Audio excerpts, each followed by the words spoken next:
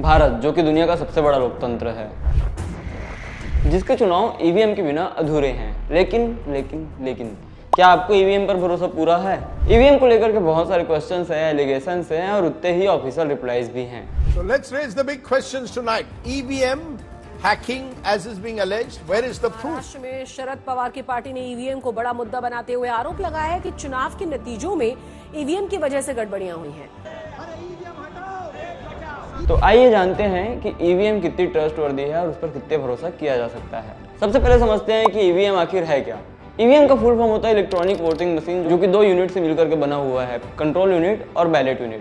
Ballot unit वो होता है जिस पर वोटर्स अपने वोट कास्ट करते हैं, तो वही कंट्रोल यूनिट जिसे प्रेसिडिंग ऑफिसर्स के कंट्रोल होते हैं, जिसका यूज वोट को काउंट करने के लिए किया जाता है।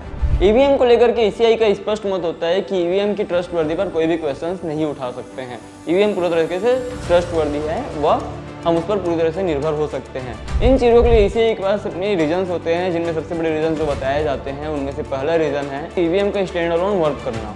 स्टैंड अलोन वर्क करने का मतलब ये होता है कि ईवीएम किसी भी तरह के नेटवर्क से नहीं जुड़ा होता है, वह किसी भी तरह के सॉफ्टवेयर को उससे कनेक्ट करके नहीं रखा जाता है।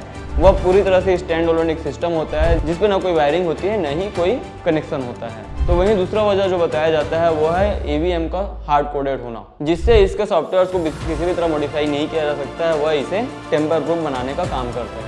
ईवीएम के यूज सबसे पहले 2000 के जनरल इलेक्शंस में हुआ, जिसके बाद उसका कंटिन्यूअस यूज होता रहा। लेकिन सवाल और विवाद के घेरे तब चालू हुए जब 2009 के जनरल इलेक्शन के बाद में हरिप्रसाद नाम के एक टेक्नोलॉजिस्ट ने एक डेमोन्स्ट्रेशन के थ्रू ये दावा किया कि ईवीएम को हैक किया जा सकता है। जिसके बाद 2010 में हरिप्रसाद को unauthorised use and possession of EVM के जुर्म पर गिरफ्तार भी कर लिया गया।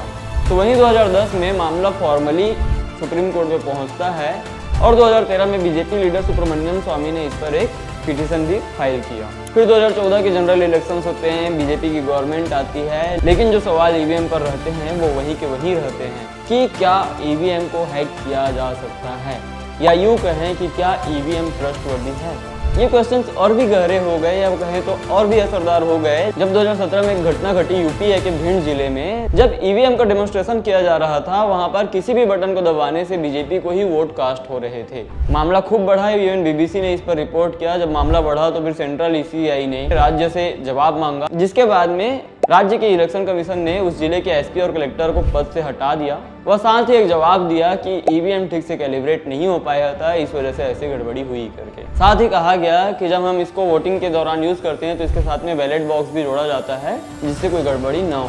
लेकिन सवाल वही का वही रह जाता है, क्या इतना काफी था? क्या ये कोई गड़बड़ी थी या जानबूझ करके की गई कोई साजिश? वहीं हाल के झारखंड और महाराष्ट्र इलेक्शन में ऐसे इतने सारे एक्सीडेंट्स हुए, या कहें तो सो कॉल्ड एक्सीडेंट्स हुए, जिसको लेकर के ईवीएम पर सवालों की बाढ़ आ गई। और ऐसे बहुत सारे सवाल लगे जो कि लगे हमें हाँ ये तो इम्पोर्टेंट है, जो कि इंटरनेट के माध्यम से लोगों ने पोस्ट किए थे, जिसे हम लोग आपसे शेयर करेंगे। जिसमें सबसे पहला सवाल जो है वो है वोटिंग परसेंटेज के बढ़ने का। 20 नवंबर को महाराष्ट्र का इलेक्शन हुआ, जिसके बाद में शाम को 6:14 में ईसीआई की तरफ से एक नोटिफिकेशन आता है, जिस पर बताया जाता है कि शाम को 5 बजे तक 58.22% मतदान हुआ है, जिसके अनुसार 5,64,88,024 वोट पड़े हैं। साथ ही यह कहा जाता है कि यह आंकड़ा शाम को 5 बजे तक का है। वह ऐसे कुछ और पोलिंग बूथ हैं जहां पर अभी भी लोग कतार पे लगे हुए हैं, जिनके वोट अभी डाले जा रहे हैं, जो आंकड़े हम बाद में अपडेट करेंगे। उसी दिन रात को 11:53 में ईसीआई की तरफ से एक और नोटिफिकेशन आया, जिसमें उन्होंने बताया कि वोटिंग परसेंट अब तक 65.02% हो चुका है। वह कुछ स्थानों पर अभी भी वोटिंग चल रही है।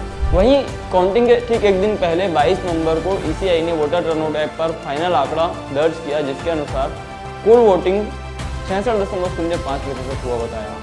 मतलब टोटल वोट जो है 6,40,85,095। अगर हम दोनों आंकड़ों को देखें तो फिर दोनों के बीच का जो डिफरेंस है वो है 75,97,067 वोट्स का। शाम को 5 बजे से लेकर के 7 बजे या जब तक भी वोटिंग चला तब उतने देर में कुछ पोलिंग बूथ, ईसीआई के बताए अनुसार सभी पोलिंग बूथ में नहीं, कुछ पोलिंग बूथ में 75,97,067 वोट्स की कास्टिंग हुई।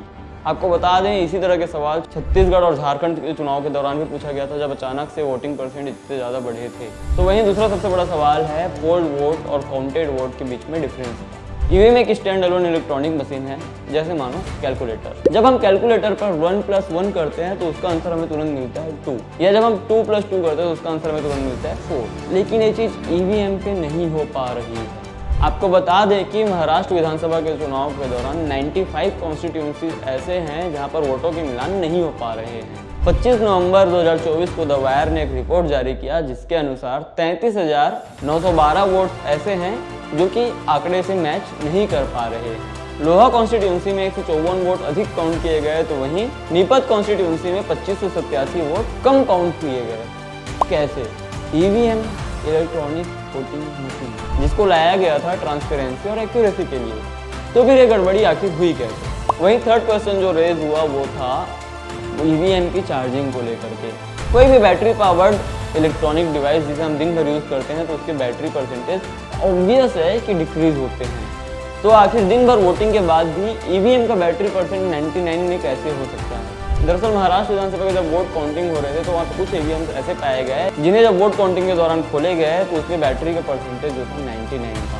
इसे लेकर के उम्मीदवारों ने ईसीआई से क्वेश्चन किया, जिसके जवाब में ईसीआई ने एक लाइन में आंसर दिया कि बैटरी के परसेंटेज से ये वोटिंग और काउंटिंग दोनों को ही प्रभावित नहीं करती है। लेकिन क्या ये जवाब काफ़ी है? ऐसे ही हजारों क्वेश्चंस हैं जिसमें कभी ईवीएम का चोरी होना, तो कभी ईवीएम को किसी पार्टी लीडर के गाड़ी में पाया जाना, और अब तो कुछ ऐसे वीडियोस वायरल हो रहे हैं जिसमें एक ही वोटर 8 से ज़्यादा बार एक पार्टी को वोट देते देखा जाता है। तो कोई ईवीएम को हैक करने के लिए 53 करोड़ की डिमांड करता है। जब स्पेस एक्स के ऑनर कहते हैं कि EVM can be hacked, US जैसी कंट्री कहती है we can not trust on any electronic device, तो क्या इन सब के बाद भी आपको लगता है ईवीएम ट्रस्टवर्दी है? इसका जवाब हमें नहीं, आपको देना है कमेंट के माध्यम से। साथ ही हम ये क्लियर कर दें कि ईवीएम को लेकर के जो ये क्वेश्चंस है वो हमारे नहीं है, वो सारे इंटरनेट पर पूछे गए क्वेश्चंस है जिसे हमने आप सभी के बीच में रखा है। ये सभी क्वेश्चंस ऑलरेडी पब्लिक डोमेन पर पूछे जा रहे हैं। वर्ड्स ऑफ भारत निजी रूप से इनमें से किसी भी क्वेश्चन का सपोर्ट नहीं करता है। आप अपने व्यूज़ कमेंट्स में जरूर दें और ऐसे ही वीडियो देखने के लिए फॉलो करें हमारे चैनल वर्ड्स ऑफ भारत को। जय हिंद।